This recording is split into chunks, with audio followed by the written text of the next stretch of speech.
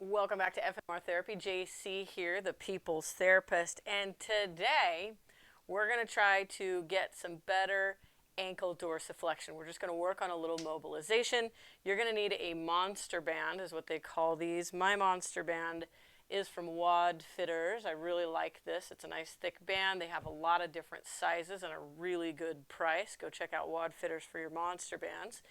And then you're going to need something that doesn't move that you can anchor it to. I found a bed in the house that will not move when I anchor it with the band. You're also going to need something elevated, a stool or something like that. Even a bar stool or something high will work. So you're going to take your band and you're going to loop it, right? So I'm going to go find this leg of the bed here.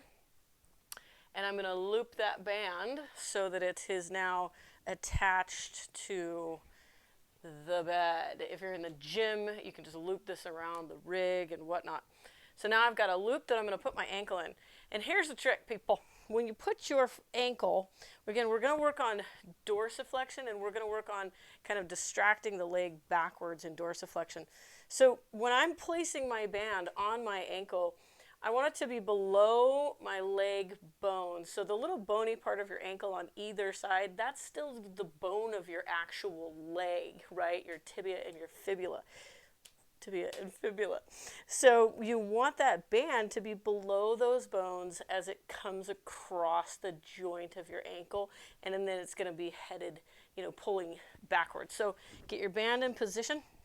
And then you're going to get your foot up on a stool. I want the heel all the way on the stool, and I want this sucker to be pretty tight, right? This thing should be really pulling on you, so you may need to kind of work your way in there, adjust and whatnot, and get yourself in there. Just make sure that that band is still below that bone on the outside and inside of your ankle.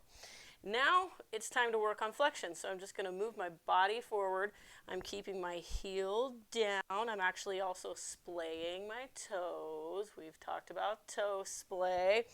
And I'm just moving my body back and forth, back and forth. I'm really letting that band just pull backwards and distract that joint as I try to work towards better ankle dorsiflexion. I can go into a fully flexed knee and really push forward into this, but if this is painful for your knee, just stay kind of high here and just work on the flexion down here at the ankle. In terms of the direction that I am going with my leg, right? I'm just going to turn so you guys can see this. So I would want that band to really be pulling behind me, but for video purposes, line this knee up with these little toes over here and push that knee towards the little toes. So when the knee is diving this way and diving towards that big toe, we're not going to get that same dorsiflexion that we're probably after, especially if we have a shortened range of motion in this ankle position. So our best bet is actually to guide that kneecap more towards the pinky toes and the little toes and not necessarily towards that big toe. You may find that you have less ankle range of motion when you do that. But that's what we're working on. All right, that is your distraction for your ankle dorsiflexion.